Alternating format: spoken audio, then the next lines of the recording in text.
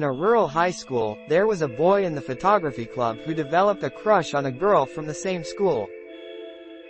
She lived with her grandfather in an old house on the outskirts of town, and she was a very kind person who took great care of her aging grandfather. The boy, smitten with her, often asked her to be the model for his photographs, and eventually, they grew into a relationship resembling that of lovers. After graduating from high school, he hoped to move to the city and invited her to come along. However, she couldn't leave her elderly grandfather behind. The boy, frustrated by the constant presence of her grandfather, would grow colder each time she mentioned him, sternly telling her to stop going. When the day of his departure arrived, he went to her to bid farewell, and she pleaded with him, saying, "Take me with you." He questioned, "What about your grandfather?" To which she replied, "He will be fine now." Feeling suspicious, when he stepped into her house, he discovered her grandfather lifeless, covered in blood. As he turned, the girl, smiling with a bloodstained knife in her hand, whispered, "Grandfather is sleeping now.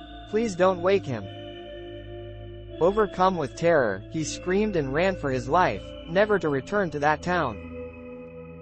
For the next several years, he was troubled by the guilt of having driven her to such a deed, because of his own negligence.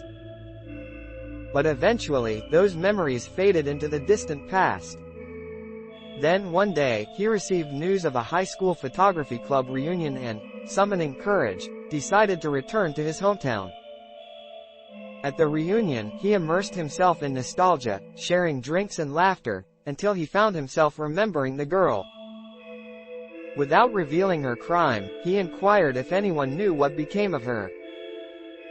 However, to his astonishment, not only were they unaware of her committing murder, but no one even remembered her at all, despite having taken photos with her.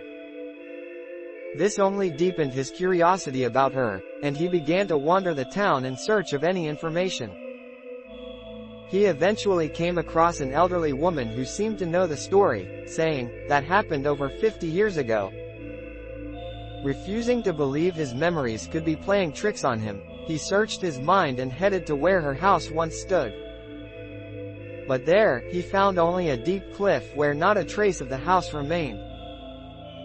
Well, what a harrowing tale that was, folks. Girlfriend earns the title, Slicer Sweetheart, huh? If any of you fall in love, make sure your significant other isn't too cutting edge.